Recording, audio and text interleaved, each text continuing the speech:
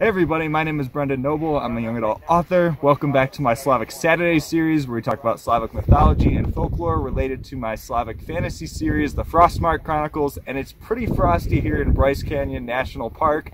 And I'm probably at one of the most beautiful places I've ever seen, and it's related to what my topic is this week, though it isn't Eastern European, it's Western American, but the mountains were significant both in American culture and Eastern Slavic culture, so we're going to talk about that this week. Before I jump too far into the mountains of Slavic mythology, I just wanted to remind you that I'm still looking for advanced readers for A Dagger in the Winds, the first book in the Frostmarked Chronicles. If you're interested in that, be sure to check out links in the description below to be one of the people to receive a free copy in exchange for an honest review. But now let's jump into the mountains and beings of the mountains in Slavic mythology. So in this series of Slavic mythology, I've talked a lot about different forests and plains within Eastern Europe and how they were so plentiful and they caused a lot of the impact on demons, gods, and a lot of different things in Slavic mythology. The mountains are just as significant, though they are more split into certain regions, particularly around the Carpathian Mountains and southern Poland and western Ukraine.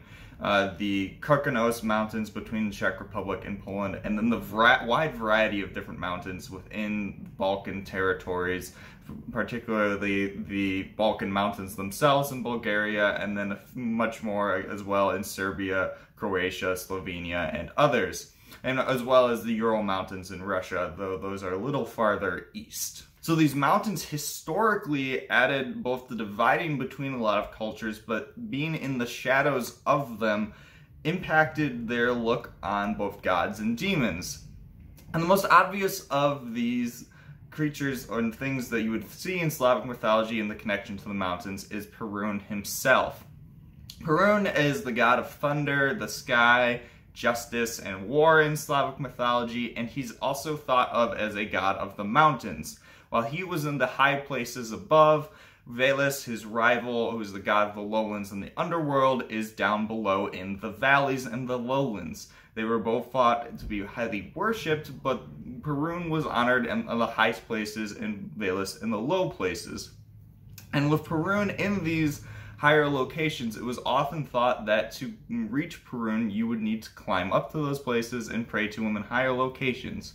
So different icons tended to be built for him in those higher locations and in the mountains. And this connection between the mountains and Perun becomes pretty obvious when you look at a lot of the mountains that are named after him throughout Slavic territories. Some examples of this are the Perun Mountains in Bulgaria. There's some debate about the naming convention here, but it's very close to his name at least.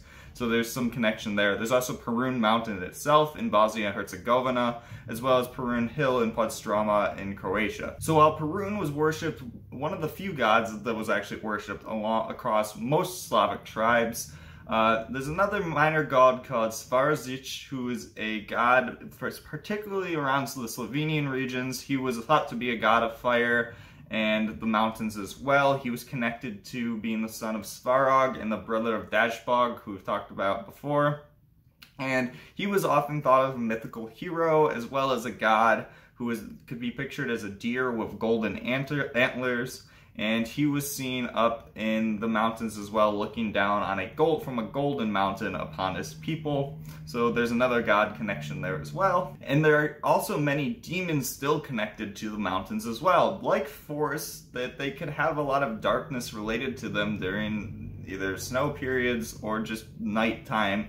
And people would see things that lurked in the shadows, or they would hear things as winds whipped through the mountains, and it was made it obviously related to what people thought were demons. Some of the demons we've talked about before are the Planetnik and the Zuhach, which are people but also demons that would fly and control the weather, and they were often thought to be fight on the high mountain places. There was a Hawa, Allah, or Woe, which was a often southern Slavic Bulgarian myth that was a demon of the weather as well, that would cause storms coming from the mountain ranges as well, so there's the connection there. In the Karkonosh Mountains between the Czech Republic and Poland, there's also the similarly named Karkonosh, or the Litvarepa in Polish, that was thought to be a protector of the mountain range, that could be a shapeshifter and be anything from a giant that could cross the entire mountains in one stride to a little old lady. And it was thought that this creature would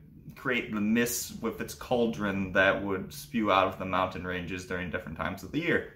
And in Russian fairy tales as well, there's a story of the Aspid, which was a bird-like dragon in often the Ural Mountains or other mountain ranges in the Russian regions that would often swoop down and attack different heroes on their journeys. It would had the beak of a bird and kind of head of a bird, but its body was very dragon-like. It's kind of an interesting mix. And because of the mountain ranges and the valleys they cause, often other demons such as the Mavka, which is a very famous demon, as well as many others, also were related to the shadows of the mountains and the valleys that they caused between them.